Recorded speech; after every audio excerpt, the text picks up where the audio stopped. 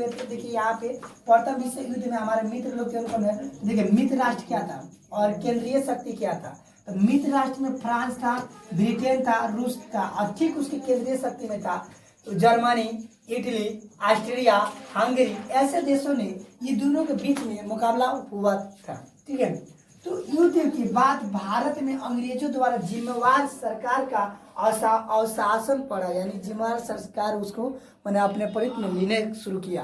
किसके बाद? ये प्रथम विश्व युद्ध के बाद। फिर रक्षा व्यय एवं महंगाई बढ़ने लगी। इसमें क्या बढ़ने लगा? महंगाई बढ़ने लगी। याद रखिएगा, प्रथम युद्ध के बाद मान लीजिए कि नुकसान हुआ था तो उसके बाद महंगाई बढ़वे करेगा। ठीक है, उसके बाद आंदोलन का चरण। कोई पूछता है बाबू कि भारत में आंदोलन का चरण कितना है, तो आप बोलिएगा भारत में आंदोलन का चरण 3 है। कौन बा? 3 गो बा। ऊपर नीचे दाएं बाएं जन भी हो न तम 3 गो, समझो 3 तो लकी नंबर है भारत के लिए। ठीक है, अरे ना चंद्रयान 3 सक्सेसफुल, समझा गया? तो 3 लकी।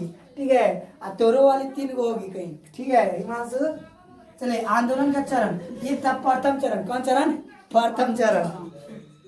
गुछ हो गया। दूसरे का द्वितीय चरण, तीसरे का तीसरा चरण। कोई पूछे बाबू प्रथम चरण यानी 1885 और 1905 के बीच में जितना आंदोलन हुआ था वो सब प्रथम चरण हुआ था। यानी भारत में 1885 और 1905 में जितना आंदोलन हुआ था वो सब प्रथम चरण के तहत में। बड़ी खुश है तुम, बड़ी खुश है।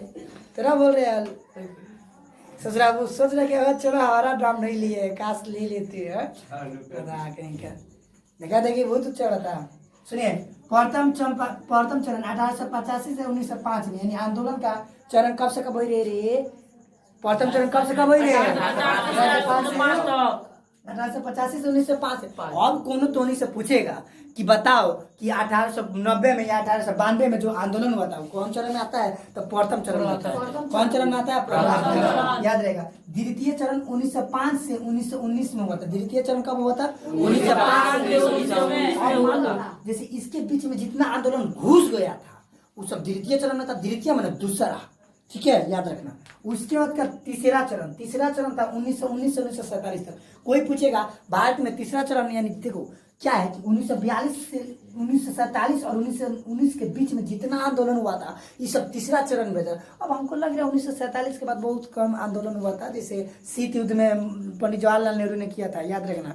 वो सब आंदोलन नहीं कहा जाता, मैंने उन्होंने चालू किया था कि नाम उन्होंने तीसरी दुनिया बनाई थी। उस शीत युद्ध में कहा था ना कि पहली दुनिया अमेरिका था, दूसरी दुनिया क्या था? रूस था। तो वो बोले कि ना हम अमेरिका, अगर अमेरिका और जाते तो रूस किसी जाता, रूस उड़ जाते तो अमेरिका किसी जाता। तो बोले ना हम पहली दुनिया में, ना हम दूसरी दुनिया में, हम तीसरी दुनिया बनाना चाहते हैं। तो वो आंदोलन एक प्रकार का नहीं होता है। ठीक है, अब करा खेड़ा आंदोलन। देखिए इसमें मेन आंदोलन हम आपको पढ़ा रहे हैं। ठीक है, इसमें आपका 12th का और इन मैट्रिक का जो है इस बार एग्जाम का पूरा पकड़ होगा। ऑब्जेक्टिव से लेकर सब्जेक्टिव तक होगा। आप लिखित रख लीजिए, पूरा का पूरा आने वाला है।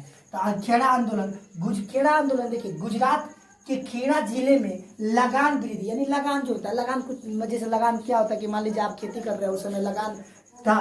तो लगान जो था तो 1918 में लगान जो था, लगान मैंने अंग्रेजों ने लगान बढ़ाई, तो जिसके कारण यहाँ पे आंदोलन शुरू किया गया। अब लगान भाई उन लोगों को देने की उतनी शक्ति नहीं थी, मैंने दे तो पाते थे लेकिन बहुत कष्ट से देते थे, जिसके कारण वहाँ पे लगान नहीं दे पाते थे। जिसके कारण क्या हुआ कि वहाँ पे आंदोलन शुरू किया। तो याद रखना, गुजरात, गांधी जी का जन्म अभी हम बताएं कब हुआ था? गुजरात के पोरबंदर में हुआ था, यानी गुजरात में। तो गुजरात में एक जिला का नाम था खेड़ा, जिसमें उस लगान वृद्धि के खिलाफ यानी लगान बढ़ने के खिलाफ में 22 जून 1918 को वहाँ पे एक आंदोलन शुरू किया गया था।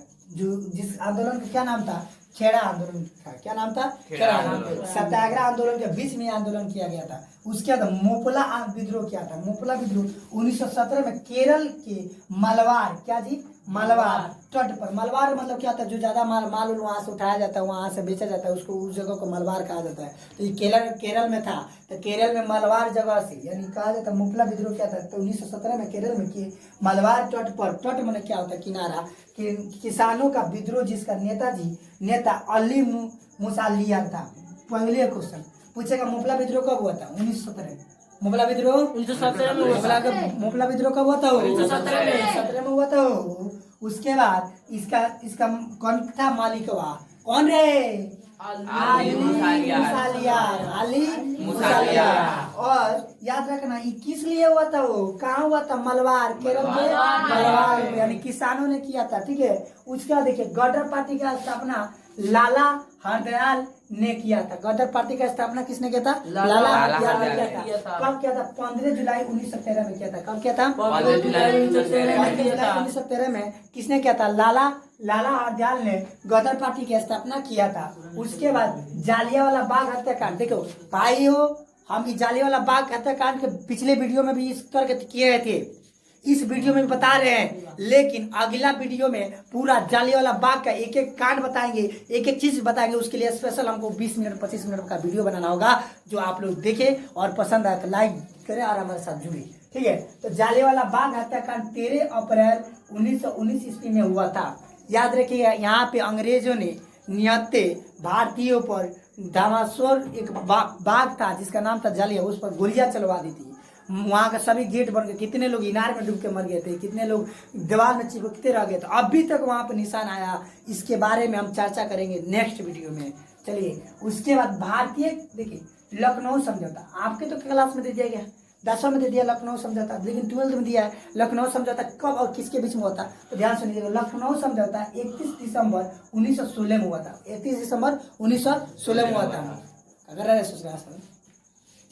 लखनऊ समझौता 31 दिसंबर 1916 में भारतीय कांग्रेस पार्टी और अखिल भारतीय मुस्लिम लीग के बीच हुआ था। कोई पूछेगा कि बताइए लखनऊ समझौता कब हुआ था, तो 31 दिसंबर 1916 में हुआ था। 31 दिसंबर 1916 में हुआ था। किसके किसके बीच में हुआ था? भारतीय कांग्रेस पार्टी और अखिल भारतीय मुस्लिम लीग के बीच में हुआ था। उसके बाद चौरी चौरा हत्याकांड कब हुआ था? 5 फरवरी 1922 में हुआ था। हम आपको बताए थे कि नहीं? अभी बताए थे कि चौरी चौरी घटना गोरखपुर के मैंने क्या होता है, जब असहयोग आंदोलन अपना चरम सीमा पर पहुंच गया था तो अंग्रेजों ने एक चाल चला। क्या किया कि गोरखपुर में एक पुलिस स्टेशन, गोरखपुर में एक जगह का नाम था चौरा चौरी, जहाँ पे उन्होंने क्या है पुलिस स्टेशन में क्या किया, बम भड़का दिया, जिससे महात्मा गांधी, तब जानते हो कि लड़ाई भीड़ से बड़ी ये थी कर दूर रहते थे, तो उन्होंने उस आंदोलन को पहले ही ले लिया।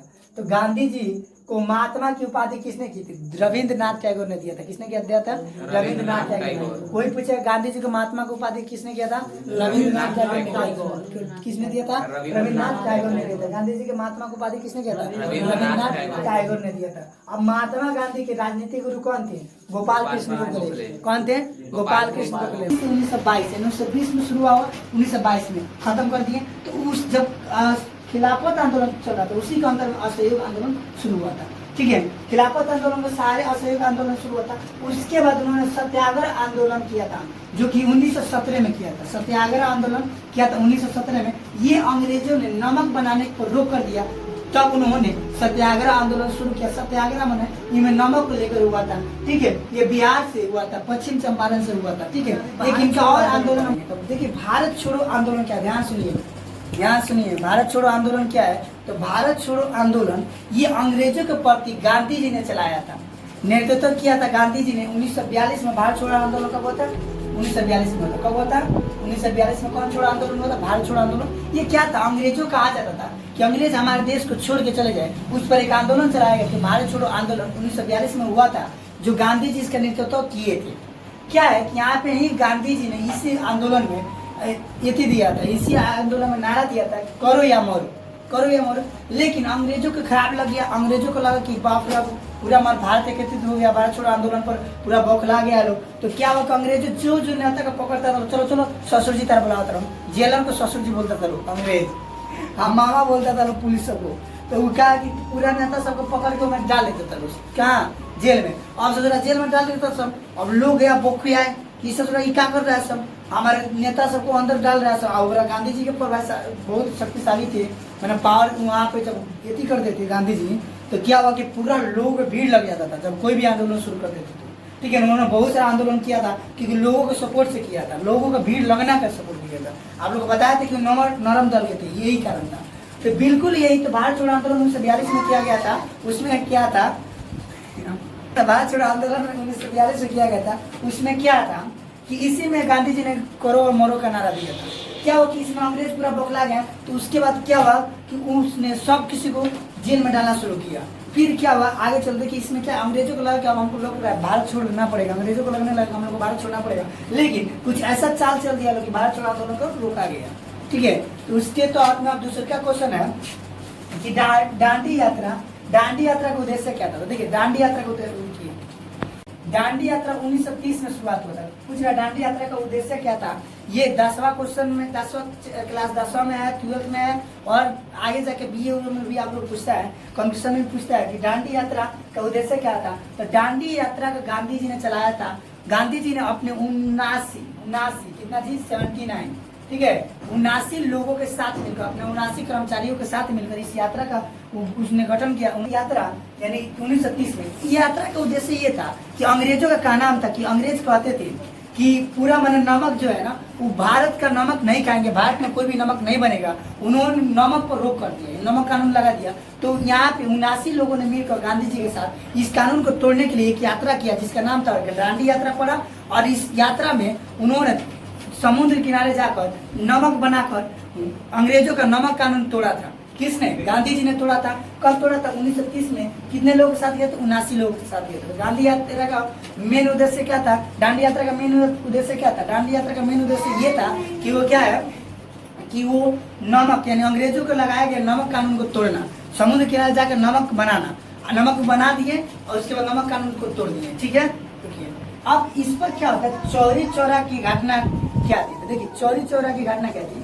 जब असहयोग आंदोलन, आप लोग पता है कि असहयोग खिलाफत आंदोलन में ही शुरुआत असहयोग आंदोलन पढ़ाए थे। असहयोग आंदोलन से देखिए असहयोग आंदोलन जब अपने पूरा सीमा पर पहुंच गया, कहाँ पहुंच गया जी? पूरा अंतिम सीमा पर पहुंच गया जिससे अब अंग्रेजों की मन हार होने लगी थी। तो क्या हुआ कि अंग्रेजों ने एक चाल चली, कांग्रेसी पार्टी ने एक चाल चली। उसने क्या किया कि गोरखपुर में चौरी चौरा नाम की एक जगह था। गोरखपुर में चौरी चौरा नाम का एक जगह था जहाँ पे क्या किया, एक थाना पर क्या किया, बम गिरा दिया जिस पर 21 लोगों जल कर मर गए, 21 लोगों की हत्या हो गई, जल कर मर गए। तब गांधी जी के भाई थे नरम दल के, वो नहीं चाहते थे कि मारपीट खून खराब हो। तो उन्होंने क्या किया कि उन्होंने कहा कि मैं असहयोग आंदोलन वापस लेने की उन्होंने सवाल उठा ली कि मैं अब लूंगा। कितने लोग रोकते रह गए लेकिन लोगों का वो बात नहीं माने, लोग वो बात नहीं माने और क्या किया असहयोग आंदोलन 1922 में ले लिया। यही कारण उन लोग का कारण था। तो चौरा चौरी घटना यही था कि उन्होंने कांग्रेसी अध्यक्ष लोग कांग्रेसी यानी अंग्रेज सब मिलकर एक चौरा चौरी जगह पर गोरखपुर में था चौरा चौरी, उस पर बम से गिरा दिया जिस पर 21 लोगों की जान चली गई। थाना में बम से गिरा दिया, 21 लोगों की जान चली गई। रॉलेट एक्ट क्या था? देखिए रॉलेट एक्ट को काला कानून कहा जाता है। रॉलेट एक्ट को क्या कहा जाता है? काला कानून कहा जाता है। कोई पूछेगा एक्ट क्या था? ये काला कानून था जो कि सरकार को यहाँ पे बहुत सारी समस्याओं को मैंने सामना करना पड़ा था और इसके बाद आंदोलन को दबाने के लिए इस कानून को, काला कानून को चलाया गया था। 18 मार्च 1919 में 18 मार्च 1919 में इस एक्ट को पास कर दिया गया, यानी रॉलेट एक्ट को पास कर दिया गया। इसको काला कानून के नाम से जाना जाता है। तो याद रहेगा कब इसको पास किया गया था? 18 मार्च 1919 में पास कर दिया गया और ये आंदोलन को दबाने के लिए प्रमुख हुआ था। तो अब उसके बाद हम लोग क्या करेंगे कि अब उसके बाद देखिए यहाँ पे गांधी जी का मृत्यु के बारे में बता दिए हैं। चलिए ठीक है, लॉ की पढ़ाई करने यानी कानून की पढ़ाई करने, फिर वो 3 साल में लॉ की डिग्री लेके वापस आ गए। 3 साल में वो डिग्री ले लिए, 1891 आए नहीं थे मैंने 3 साल में 1891 में उन्होंने लॉ की पढ़ाई कंप्लीट कर ली थी। फिर हुआ क्यों कि वो 1914-15 में वापस आए। 1914 में लास्ट में 15 में समझिए वापस आए। तो साबरमती नदी के किनारे, याद रखिएगा साबरमती नदी के किनारे उन्होंने एक आश्रम बनवाया 1916 में, साबरमती आश्रम का मेन उद्देश्य था कि कोई भी आंदोलन भारत में हो तो उसका वहाँ से मैंने नेतृत्व किया जा सके या फिर वहाँ मैंने सुरक्षित यानी जो लोग रहे उस आश्रम में जा सके या फिर कोई हारा जो लोग रहे वहाँ पे जाके रह सके। फिर उन्होंने 1915, 16, 17 से उन्होंने एक आंदोलन शुरू किया। 1917 में आंदोलन शुरू किया, फिर 1919 में आंदोलन शुरू किया, फिर 1922 में चौरा चौरी हत्याकांड के तहत वो क्या असहयोग आंदोलन को वापस ले लिए थे। ठीक है, तो गांधी जी का हम इतनी मानते हैं कि वो गांधी जी थे उस समय बाद वो लॉ की पढ़ाई पढ़ने गए थे। जो लोग कहते हैं कि गांधी जी कुछ नहीं किए देश के लिए, हालांकि कहा तो सब नेताओं के लिए था कि सब किया है, लेकिन सब में ज़्यादा कोई कहा नेताजी सुभाष चंद्र बोस की अपनी अलग भूमिका थी, उसके भगत सिंह की अपनी अलग भूमिका थी, लाला लाजपत राय की अपनी अलग भूमिका थी, इनकी अपनी अलग भूमिका थी, चंद्रशेखर आजाद की अपनी अलग भूमिका, सबकी भूमिकाएं अलग अलग थी। ये लोग नरम दल के थे, थोड़ा मैंने ये लोग चाहते थे कि प्यार से, इनका क्या नाम था एक ढापा कोई गाल पर मारे तो कोई दूसरे का गाला बढ़ा दीजिए, लेकिन चंद्रशेखर आजाद सिंह का नाम था कि अगर कोई एक ढापर आपको मारे तो आपके पास शक्ति है तो उसके छाती में चढ़ के लात